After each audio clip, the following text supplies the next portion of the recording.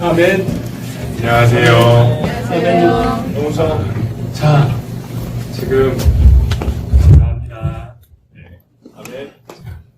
다들 이제 성인들이 주로 앉아 계신데 한 분 어린 친구가 있어요. 안녕하세요. 기왕이면 나를 좀 도와줄 수 있을까요?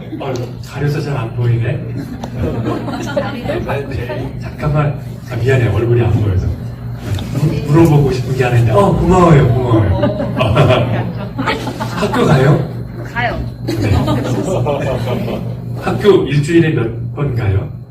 일주일에 5번. 5번? 네. 그러면 만약에 기회가 주어진다면 4번만 가든가 6번 가든가 혹시 몇 번 가고 싶어요? 그냥 5번이요. 그냥 5번? 지금 괜찮아요? 네. 오케이. 학교 재밌나 보다. 딱히 그런 건? 이렇게 고마워요. 이렇게 자리 편하게 앉아요. 자, 오늘 제가 이제 전하려는 말씀이 안식일이어서 잠깐 친구에게 물어보고 왔습니다. 이렇게 조촐하네요. 예, 함께 예배 드리는 모습. 우리 권미라 자매가 우리 가족을 떠나보내고 조금 마음 힘드셨을 때 잘 추리고 오셨다니까 이렇게 일상으로 돌아오시기를 잘 오시기를 좀 기원을 하고 또 그 우리 그렇게 우는 사람이 아니었는데 제가 아는 성한 자매는 네, 성인이 참 공개적인 자리에서 남 앞에서 눈물을 흘리기 쉽지 않은데 마음을 나눠주셔서 감사합니다. 오케이. 자, 그럼 저도 이제 힘입어서 준비한 말씀을 전해보도록 할게요. 안식일이라는 말은 자주 들으시죠? 네. 성경에서도 꼬박꼬박 나오는 말이기 때문에 우리가 많이 익숙한데 안식일에 대해서 한번 조금만 퀴즈를 해볼까요? 안식일은 무슨 요일에 시작할까요? 시간이 언제 시작해서 언제 끝날까요? 우리 친구가 알아요? 아니요. 무슨 요일 일단? 금요일인가요? 토요일인가요? 약간 애매한 게 금요일 저녁에 시작해서 토요일 저녁까지, 정확히 말하면 금요일 해질 때부터 토요일 해질 때까지. 그러니까 하루 우리로 치면 이틀에 걸쳐 있는 거죠. 그럼 이제 두 번째 질문은 왜 아침에 시작해서 저녁에 끝나지 않고 저녁에 시작해서 저녁에 끝날까요? 우리 유대인들은 조금 독특한 생각을 갖고 있는 걸까요? 도대체 그 생각은 어디서 나왔을까? 유대인들이 무슨 생각을 했다면 근거는 거의 뻔하지 않을까요? 성경에서 나왔어요. 어느 책에? 창세기. 저녁이 되고 아침이 되니 첫째 날이더라. 그래서 저녁이 되고로 시작했기 때문에 하루의 시작은 저녁으로 되어 있습니다. 이걸 알면 사도행전에 나오는 약간 헷갈렸던 구절도 좀 풀려요. 사도행전을 보시면 바울이 이제 강론을 할 때 어느 청년이 창틀에서 앉아 듣다가 졸려서 떨어지는 사건이 있어요. 근데 이제 뭐라고 되어 있냐면 안식일 다음 날 강론을 시작해서 그날 밤 너무 졸린 나머지 떨어졌다 이렇게 되니까 잘 모르면 안식일 다음 날이면 일요일 아침에 시작해서 밤 늦게까지 12시간 내내 그럼 졸릴만 하지 라고 생각할 수 있지만 사실은 언제 시작한 거예요? 어느 요일? 네, 토요일 한 8시쯤 시작한 거예요.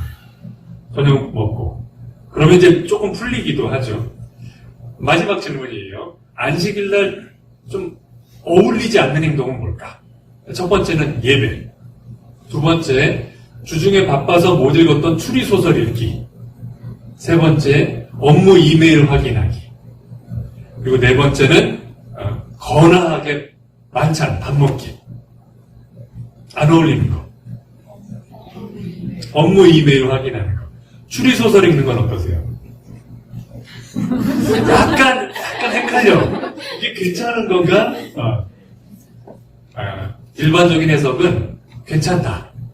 네. 그러니까 본인이 즐길 수 있는 게 뭐든 그게 운동일 수도 있고 뭐 갖가지 취미생활 다 해당되는데 일이 아닌 것을 하는 건 괜찮은 걸로 합니다. 이걸 좀 엄격하게 지키는 분들은 조금 좀 심해요. 예를 들어 유대인들 중에서도 더 엄격하신 분들은 금요일 낮에 음식을 끓인 다음에 다 만든 다음에 이거를 우리로 치면 보온기에다 넣고 전기를 켜놓은 상태로 24시간을 둬요. 그래서 꺼내 먹는 건 돼요. 근데 이제 전기를 켜는 행위는 안식일 동안 하지 않아요. 그래서 불을 끄는 행동도 하지 않습니다. 만약에 내가 어쩌다 집에 도착했는데 해가 졌어. 그래서 열쇠로 문을 열고 불을 켜야 되는데 이게 내 마음에 걸려. 그러면 보통 옆집에 가요. 그래서 켜달라 그래요. 그래서 그런 사람들은 안식일 날 유대인을 돕는 이방인으로 구분을 합니다. 한번 제가 이스라엘 여행을 갔었는데 하필이면 제가 도착했던 시기가 수콧이라고 하는 기간이었어요. 마침 그때가 또 안식이라고 겹쳤어요. 모든 엘리베이터가 열려요. 층마다. 왜냐면 누르지 않아도 되도록. 그래서 저 같은 외국인은 갔는데 4층 가야 되거든요. 1층에서 열려서 탔어요. 자동이네. 거기까지 좋았어요. 2층에서 열려요. 아무리 눌러도 안 닫혀요. 스스로 열리고 닫힐 때까지 아무것도 버튼이 작동하지 않아요. 이유는 사람들이 일하지 않도록 배려를 하는 거예요. 얼마나 철저한지 아시겠죠? 자, 유대인들은 사실은 이 안식일을 굉장히 중요하게 여기는데 왜 그런지, 그리고 그게 유대인들한테는 그렇다 치지만 나한테는 어떤 의미야? 그걸 한번 알아보도록 할게요. 자, 오늘은 좀 긴 성경 구절을 읽을 건데 가능하시면 성경을 펼쳐주시겠어요? 요즘은 스마트폰이 있기 때문에 그걸 쓰셔도 됩니다. 출애굽기 20장. 혹시 옆에 계신 분이 성경이 마땅히 없어 보여 그럼 잠깐 빌려드리는 것도 방법이 될 것 같습니다. 출애굽기는 창세기 다음 책이죠. 출애굽기 20장. 찾는 동안 잠깐 기다리면서 출애굽기 20장에 처음으로 이제 십계명이 나옵니다. 하나님께서 이스라엘 백성을 이집트에서 구출해낸 다음 이제 광야를 지나 어느 산에 도달했을 때 여기서 내가 너희들에게 계명을 준다 했던 그 장소예요. 자, 그러면 1절부터 17절까지 좀 긴 구절입니다. 한번 읽어볼 거고요. 그 다음에 제가 질문을 좀 드릴 거예요. 질문의 초점은 아무래도 네 번째 계명 안식일에 관한 거겠죠.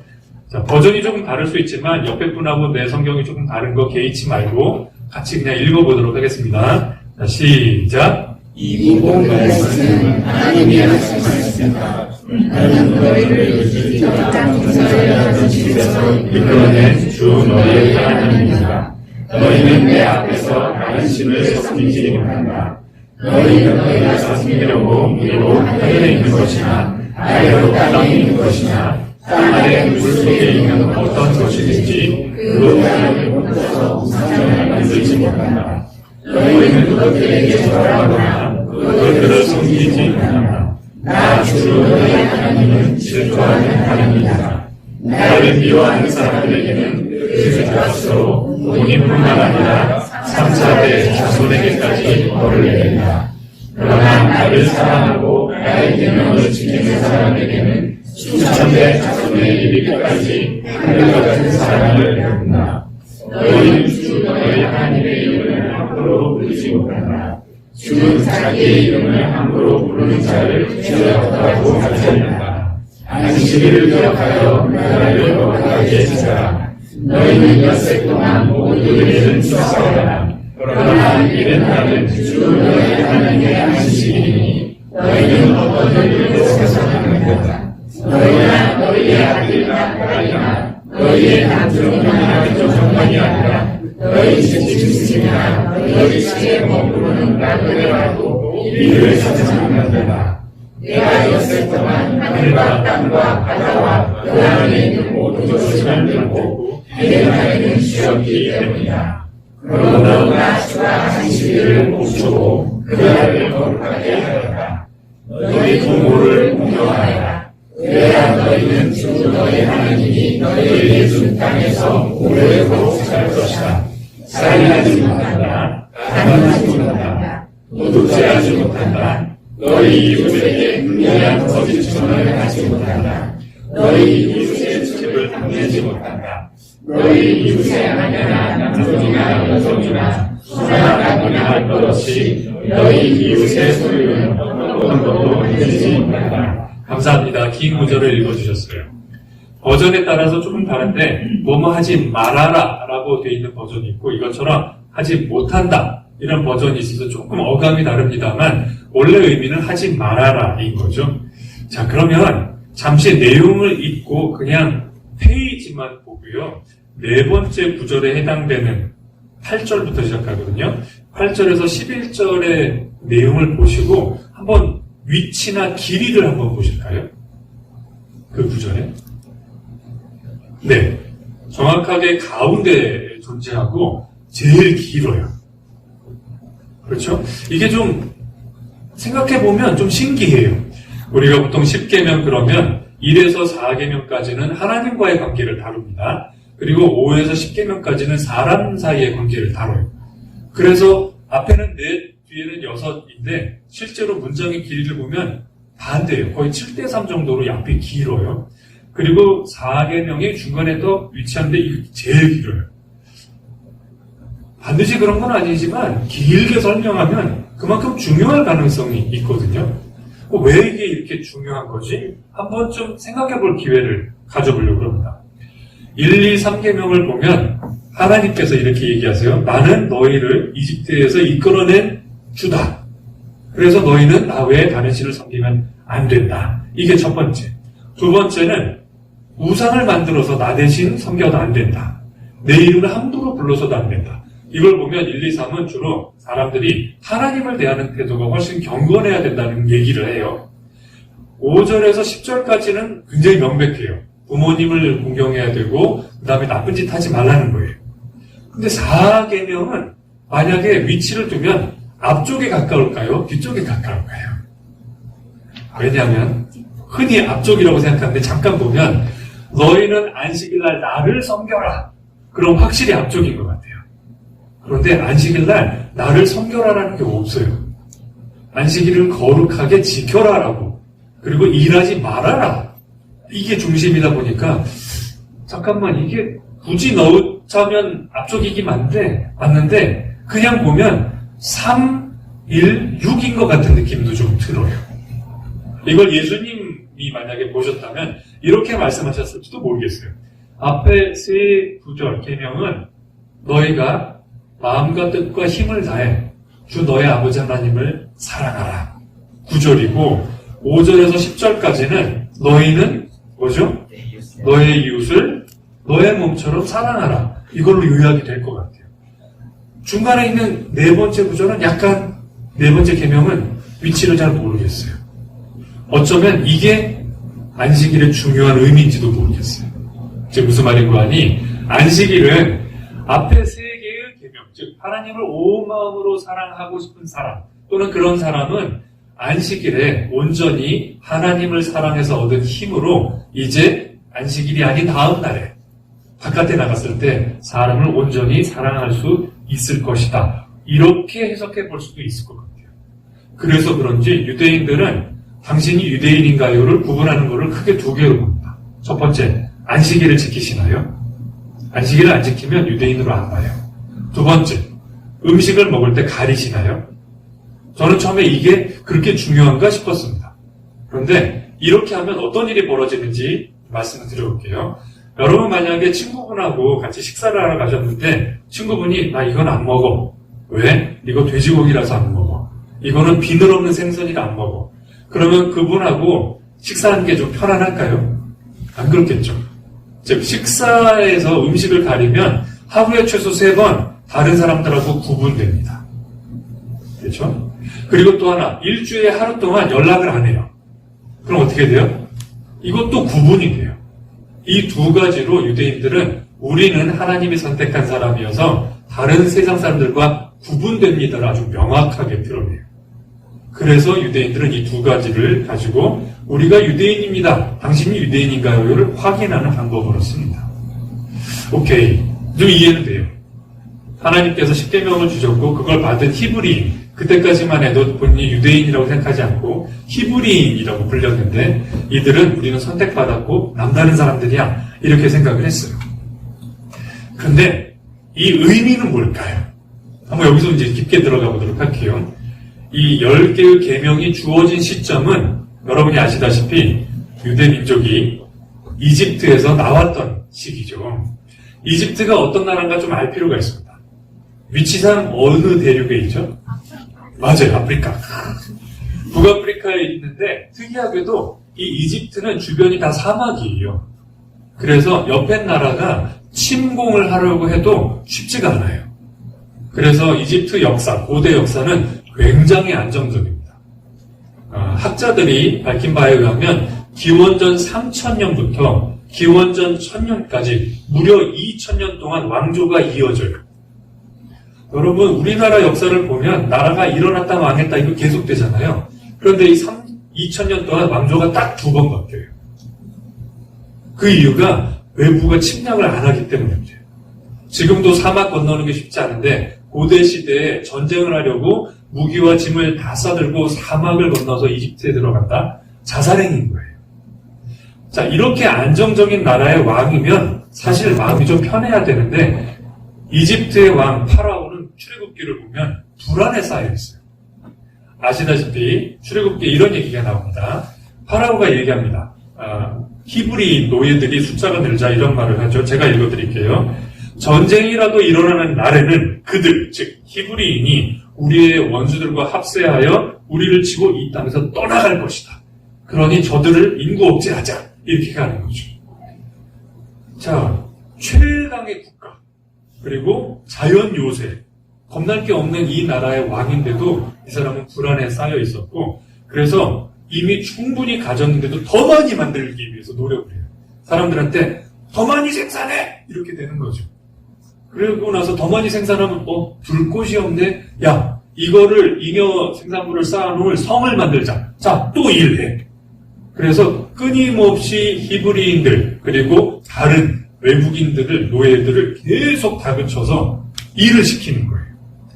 그리고 나서는 잉여로 만들어지는 거는 그들이 갖지 못하게 뺐죠. 이른바 착취와 그리고 반발하는 사람들을 찍어 누르는 억압의 역사가 계속됩니다. 약간 특이해요. 그 바람에 왕궁에 사는 이집트 사람들은 먹지도 못하고 버리는 음식이 많은데 정작 현장에서 일하는 사람들은 자식들이 굶는데 가져갈 게 없는 거예요. 파라오는 관료들을 박탈하고 박탈을 받은 관료들은 현장 감독자를 몰아치고 이들은 다시 현장에서 일하는 노동자들을 계속 억압하는 이 사이클이 계속 돌고 있었던 거죠.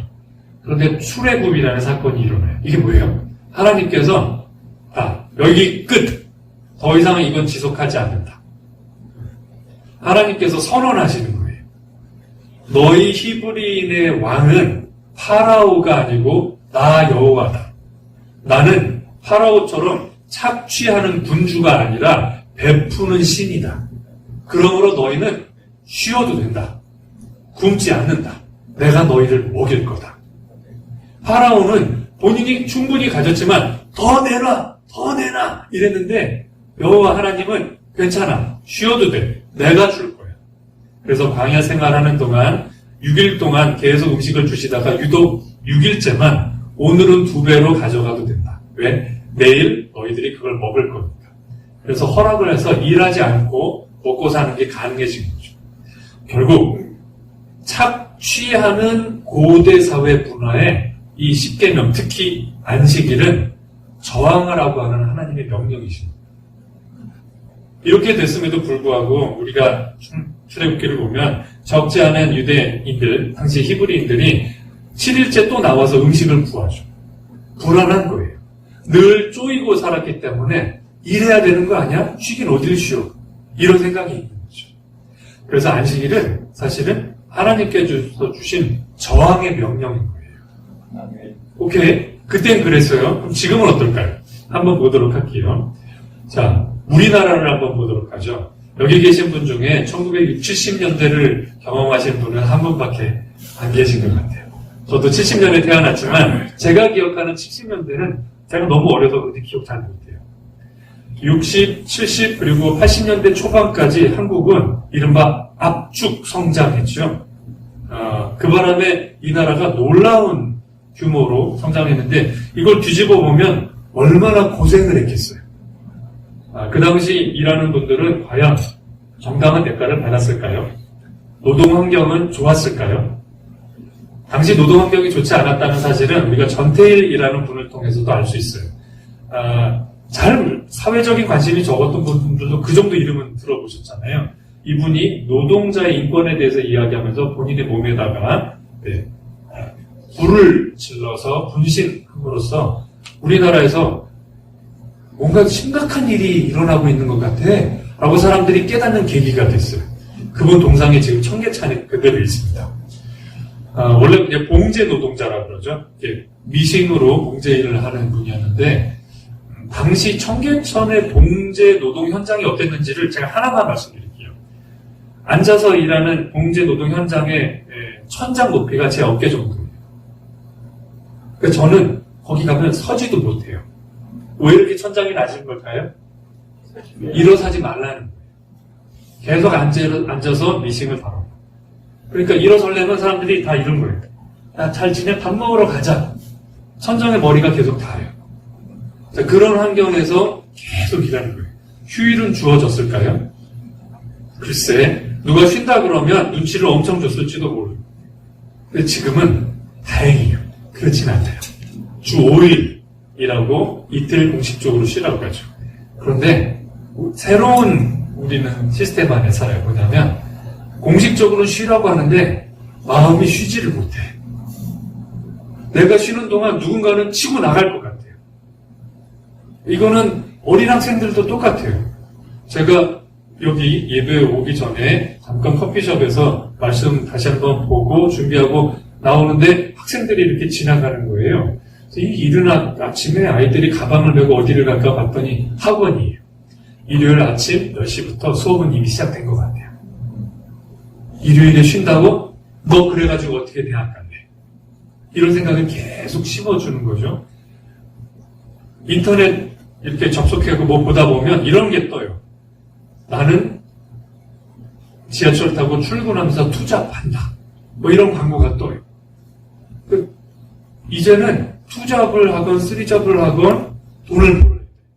그리고 내 돈이 돈을 벌어주도록 때릴 거야. 이러지는 않아요. 하지만 불안감에 휩싸여 사람이. 이래야 되는 거 아니야?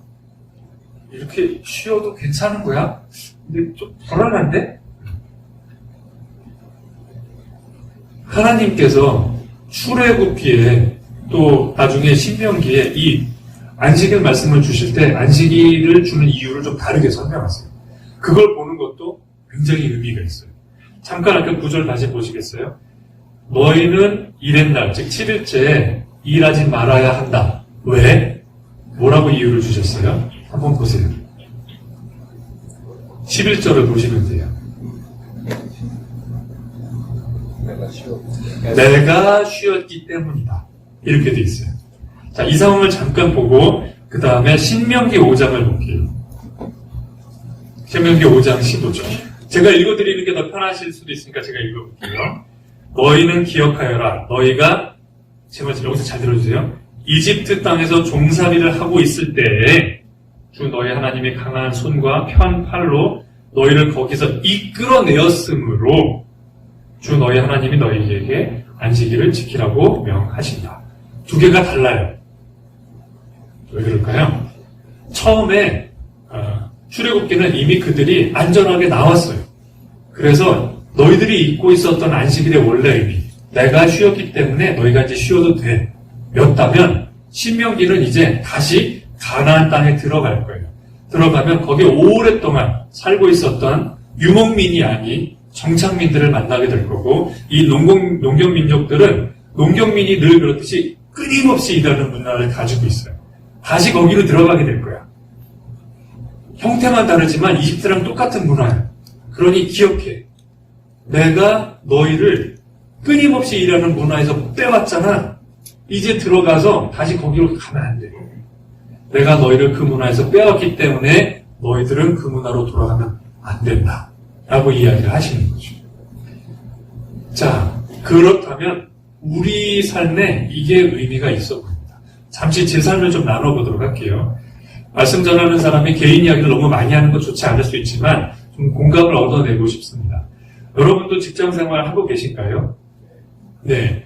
남성, 여성 할 것 없이 뭐 기회가 되면 많이들 하죠. 저도 직장 생활한 지가 96년이니까 이제 좀 있으면 30년이 돼갑니다.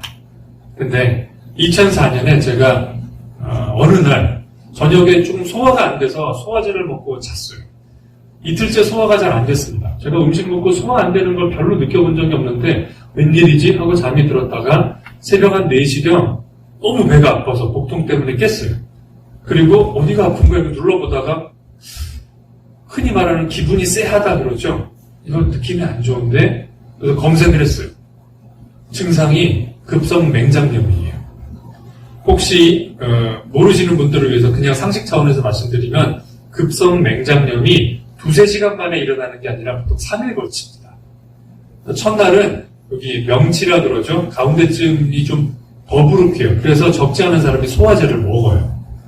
그런데 하루 지나면 이게 오른쪽 아래로 이동하고 이틀 지나면 오른쪽 더 아래로 그 다음에 3일차가 되면 이제 혁대 부분까지 내려오는데 여기서 24시간이 지나면 터져요. 그래서 보통 요 중간쯤 왔을 때 빨리 가면 아무 문제 없이 수술하면 됩니다. 근데 제가 그날 여기에 온 거예요. 그리고 의학 지식은 부족했지만 보고 나서 이건 급성 맹장염이니 수술을 받아야 된다. 근데 제일 먼저 떠오르는 생각이 뭐였냐면 내 아내도 아니고 이제 태어나서 얼마 된 첫 아들도 아니고 미처 다 못 쓴 보고서였어요. 보고서를 끝내야 되는데 그래서 아픈 배를 조금 진정시키고 나서 새벽 4시부터 보고서를 쓰게 됐어요. 다 쓰고 동료한테 메일을 보내고 참고로 그날이 토요일이었습니다. 메일을 보내고 내가 병원에 가게 될지도 모르니까 이거 정리해서 고객사에 보내줘. 그리고 보니까 이제 새벽 6시쯤 됐어요. 조금만 쉬었다가 가야지. 응급차를 부를까? 괜찮은 것 같은데 그래서 제 손으로 운전해서 병원에 갔어요. 의사가 어떤 일로 오셨나요? 급성 맹장염입니다. 환자는 어디 계시죠? 전데요. 의사가 약간 어이없어 했어요. 그리고 그날 수술을 받았습니다. 이게 한때는 전설이었어요. 저희 회사에서. 그 정도로 일하는 거야! 라는 식의 얘기거리가 됐어요. 김영성이 봐봐. 저는 그게 자랑인 줄 아는데 지금 와보니 이건 정상이 아닌 거예요. 만약에 그날 여기 터졌으면 생명의 위협이 있었을 텐데 저도 정말 멍청했던 것 같아요. 근데 지금과 달리 20년 전에는 사람들이 그거를 멋있다고 생각했어요. 미친 거죠. 좀 심하게 표현하면. 일을 하기 위해 뭐든지 한다. 그래서 남자분들 계시면 나 일하느라 바빠. 가족 모임에서 어머니, 아버님 죄송합니다. 제가 일이 좀 있어요. 그러면 능력이 있는 사위다. 이러고 보내주세요. 뭔가 좀 이상해요. 일을 제 시간에 왜 못 끝냈을까? 이렇게 생각하기보다는 얼마나 능력이 출중했으면 일이 저렇게 많아서 야 우리 사위 멋지네. 이렇게 생각해 주시는 거예요. 한국 사회에서는 일한다 그러면 다 용서돼요. 학생은 공부한다 그러면 다 용서돼요. 가족 모임에 걔는 왜 안 왔냐? 어머님 걔가 지금 고2, 고3이라 공부하느라 그래 그럼 용서가 돼요. 우리는 쉬면 이상해요. 좀 문제가 있는 것처럼 되죠. 이런 제가 아픈 배를 부여잡고도 보고서를 썼던 제가 제 아들을 키울 때는 어땠을까요? 참고로 아시겠지만 저는 아들을 셋 키웠고 초등학교 때부터 아이들이 학교를 안 다닌다고 해서 허락해줘서 아이들이 다 학교를 안 다녔어요. 홈스쿨링을 했죠. 홈스쿨링 하는 아이들은 아침에 몇 시에 일어날까요? 아침에 안 일어납니다. 오후에 일어납니다. 아침에 깨우지 않으면 2시에 보통 일어나요. 제가 그걸 참을 수 있을까요? 다행히 제가 출근해버리니까 못 봐서 그냥 넘어갔지 제가 출근 안 하는 날은 너무너무 화가 나요. 야, 그래도 최소한 해 떠 있을 때는 일어나야 되는 거 아니야? 가끔은 6시에 일어나거든요. 오후 6시. 그래서 해 떠 있을 때는 일어나야지! 이게 절대 친절하게 말이 안 나갑니다. 소리를 지르고 물건을 던지고 가끔은 내쫓아요. 그러려면 집에 들어오지 마! 저희 부모님이 아파트 옆동에 사시기 때문에 얘들이 거기를 피난해요. 저는 제가 아이들을 잘 키우고 있다. 아니 오후 2시에 일어나는 건 뜯어 고쳐야지 라고 생각했어요. 요즘 같은 세상에 어떻게 살 건데 적지 않은 아버지들이 초등학교 어린 자녀들에 대해서 너그러워요. 잘 모르기도 하시고. 근데 중학생, 고등학생이 되면 열이 받기 시작해서 화를 내니까 엄마들이 그러려면 뒤로 빠져. 그래서 왜 그런 농담 하잖아요. 엄마의 정보력, 아빠의 무관심. 이 아이를 키운다. 이런 농담을 하는 게 아빠가 잘못 관심을 보이면 하고 소리를 질러요. 제가 그런 거예요. 급기야는 저희 아들 중에 하나가 엄마한테, 저희 아내한테 울면서 하소연했다. 나 아빠랑 같은 집에서 살기 싫어. 이쯤 되면 상황이 심각한 거죠. 제 아내가 부탁을 드렸어요. 박주영, 유익인 부부께. 두 분은 아들 둘을 키우셨고, 이제 아들이 군대도 가고, 선배이시니까 어떻게든 좀 도와달라고. 구조 요청을 받고, 그 두 분이 지난 2년간 코로나 기간 동안 줌으로 2주, 3주 단위로 매번 저희랑 만나주셨어요. 그래서 부부 대 부부, 일종의 부부 제자 훈련을 받은 거죠. 그걸 통해서 제가 깨달은 게 있어요. 제가 정서적으로 굉장히 왜곡되고 결핍되어 있다는 거. 사는 게 쉽지 않다고, 저희 집이 또 가난했으니까 열심히 살아야 된다고 믿었기 때문에 저는 힘든 상황을 인정하지 않는 거예요. 어릴 때부터. 이건 정면 돌파한다. 뚫고 지나간다. 열심히 하면 이겨낼 수 있다. 그래서 누군가가 힘들어하면 저건 게으른 것이다. 약하다고 생각한 적이 별로 없어요. 저건 악한 것이다. 그러니 저는 다른 사람들을 용서가 잘 안 돼요. 제 자식들도 쉽게 용서가 안 돼요. 그러니 화를 내는 거죠. 혹시 저처럼 분노 조절 장애가 있는 분들은 한번 돌아보세요. 어쩌면 그 뿌리에 성과주의가 있는지도 몰라요. 우리는 21세기 사는 현대 한국 사람들은 성과주의에 이미 노예가 돼 있죠. 직장 생활 하시는 분들은 성과 관리, 성과 평가 이런 말 늘상 듣잖아요. 성과를 냈어? 조금 고급스럽게 말하는 데는 밸류가 뭐야? 뭐 이런 소리 해가면서 끊임없이 너는 뭐 했나? 가치를 증명해. 아무것도 안 했다고? 밥 먹을 자격이 없어. 이런 메시지를 계속 받고 어느새 거기에 젖어든 나머지 저도 아들들한테 넌 밥값을 하니? 신발을 사달라 그러면 신발이 떨어졌네? 뭐 사고 싶은데? 이러이런 거 사고 싶어요. 얼마쯤 하니? 10몇만 원이래요. 오케이, 그럼 8만 원. 아빠, 16만 원이래니까? 너 왜 8만 원 줘요? 이거 내가 신어? 네가 신어? 네가 신는 거 내가 돈 내고 있잖아. 난 되게 아까운 돈 내는 거거든? 나머지 네가 채워. 채울 자격이 없으면 못 사는 거지. 8만 원 회수한다? 저희 집 대화가 어땠는지 감이 잡히시죠? 저희 아이들은 끊임없이 자기를 증명해야만 됐어요. 근데 그랬더니 가정이 깨지기 시작한 거예요.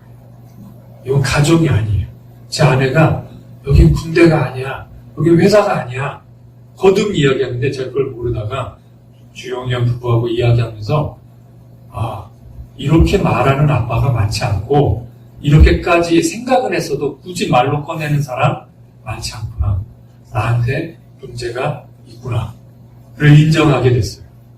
그 이유는 제가 정서적으로 빈약해서 능력이 없어도 품어주시는 하나님을 못 받아들이고 있는 거예요. 책으로는 읽었고 설교도 많이 들었어요.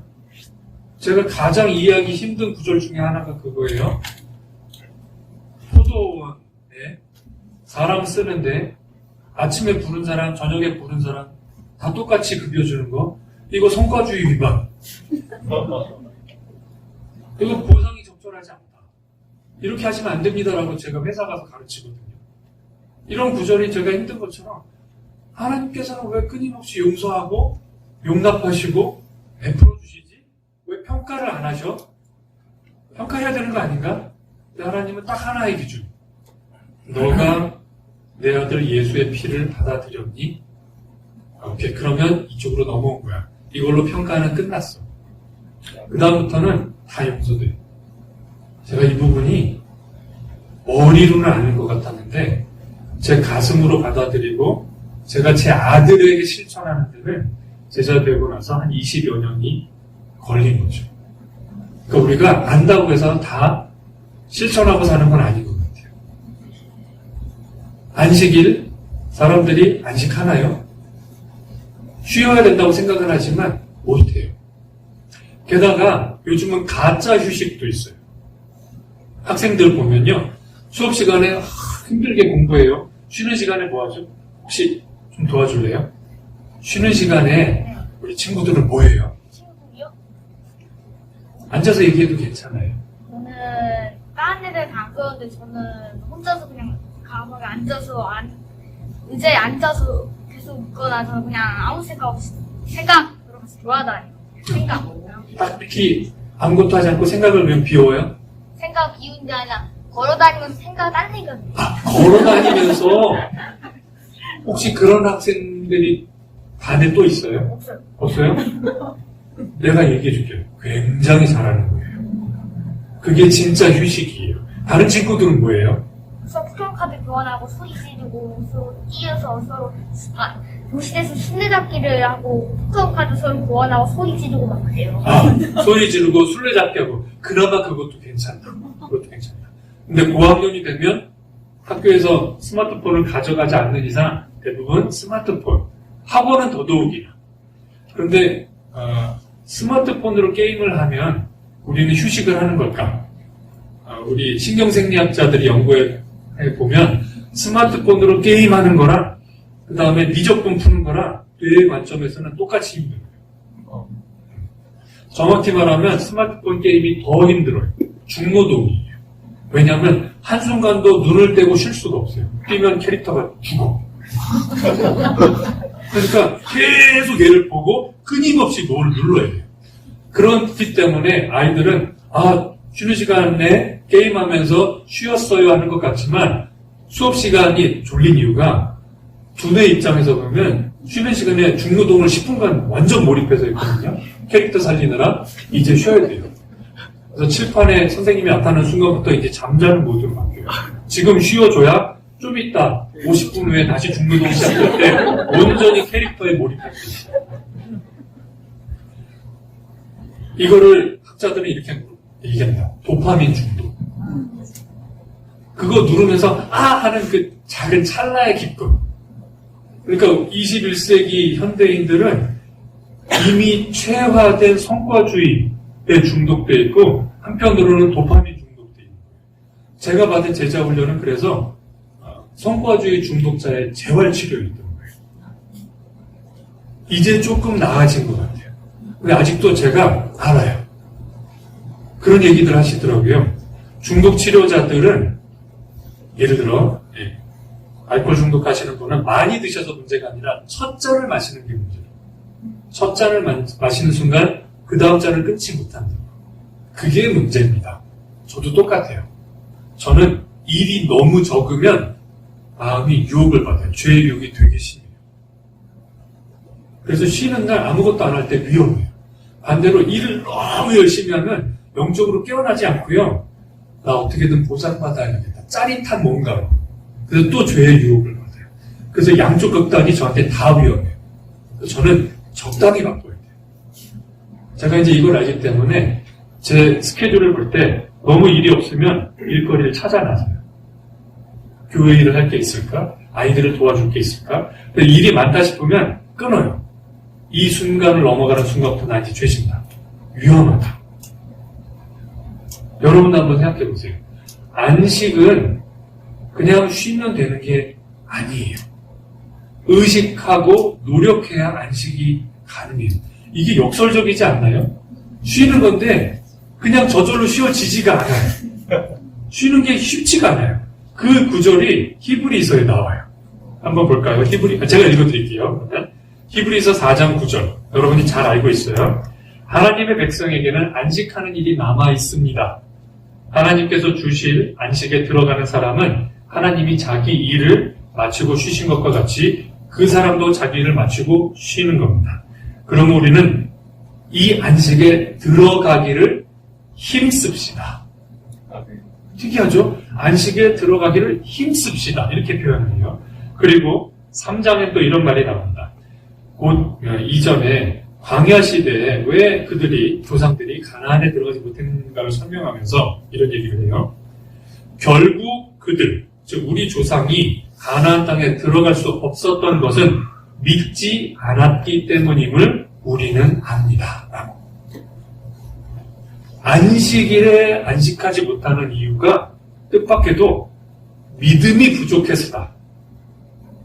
이거 어떻게 생각하세요?